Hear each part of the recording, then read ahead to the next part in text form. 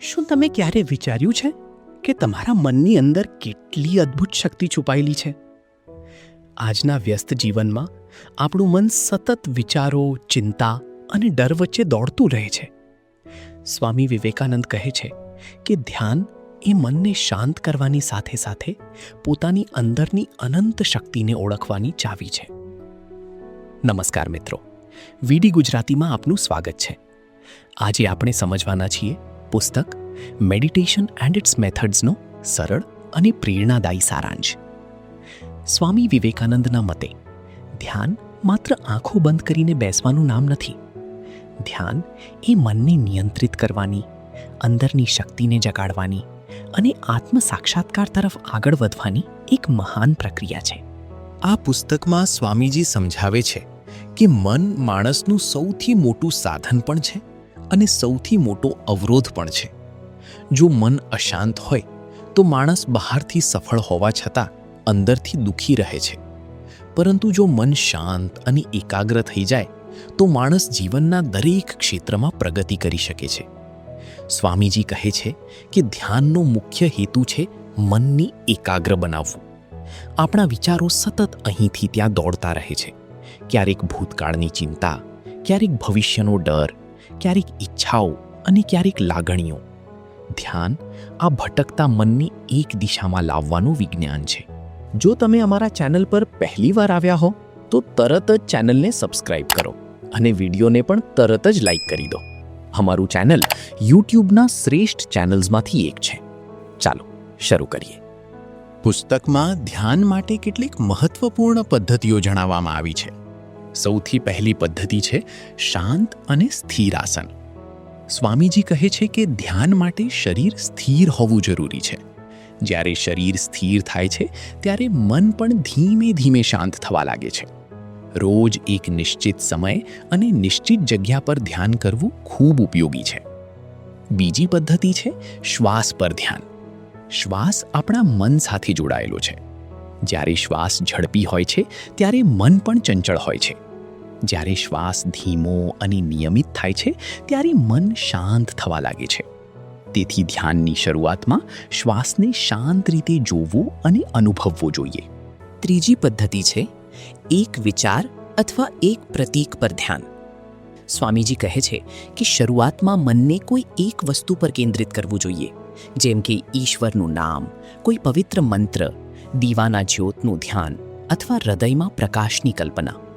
ધીમે ધીમે મન બહારની વસ્તુઓથી દૂર થઈ અંદરની શાંતિમાં પ્રવેશ કરે છે. ચોથી વાત સ્વામીજી ખૂબ મહત્વપૂર્ણ કહે છે: પવિત્રતા અને સકારાત્મક વિચાર. ધ્યાનમાં સફળતા માટે માત્ર ટેકનિક પૂરતી નથી. જીવનમાં સત્ય, નિષ્ઠા, દયા, આત્મનિયંત્રણ અને પવિત્રતા હોવી જરૂરી છે. જો મનમાં નકારાત્મક વિચારો, ઈર્ષ્યા, ક્રોધ અને લોભ ભરેલા હોય તો ધ્યાન ઊંડું બની શકતું નથી. સ્વામી વિવેકાનંદ કહે છે કે દરેક મનુષ્યની અંદર અનંત શક્તિ રહેલી છે. ધ્યાન એ શક્તિને ઓળખવાની રીત છે. આપણે ઘણીવાર પોતાને નબળા માનીએ છીએ, પણ સ્વામીજી યાદ અપાવે છે કે આત્મા ક્યારેય નબળો નથી. આત્મા તો શક્તિશાળી, શુદ્ધ અને શાશ્વત છે. આ પુસ્તકમાં રાજયોગનો પણ ભાવ જોવા મળે છે. રાજયોગ પ્રમાણે ધ્યાન એ આત્મજ્ઞાનનો માર્ગ છે. મનની તરંગોને શાંત કરીને માણસ પોતાના સાચા સ્વરૂપને જાણી શકે છે. જ્યારે મન સંપૂર્ણ શાંત થાય છે ત્યારે માણસને અંદર એક ઊંડી શાંતિ, આનંદ અને સ્વતંત્રતાનો અનુભવ થાય છે. સ્વામીજી ધ્યાન માટે નિયમિત અભ્યાસ પર ભાર મૂકે છે.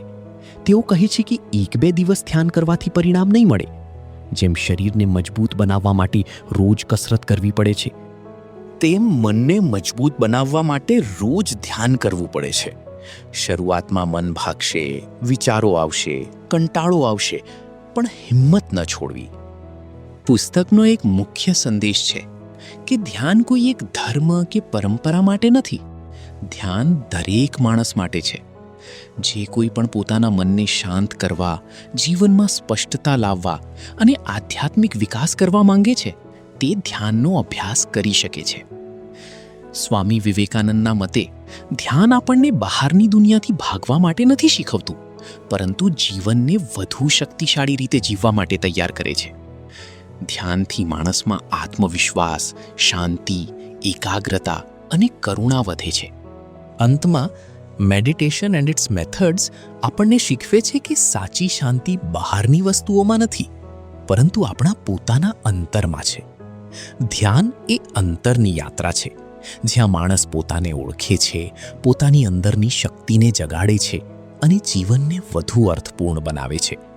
તો મિત્રો, જો આપણે રોજ થોડો સમય શાંતિથી બેસી, શ્વાસને નિહાળી, મનને એકાગ્ર કરીએ અને સારા વિચારો સાથે જીવીએ, તો ધ્યાન આપણા જીવનમાં મોટો પરિવર્તન લાવી શકે છે.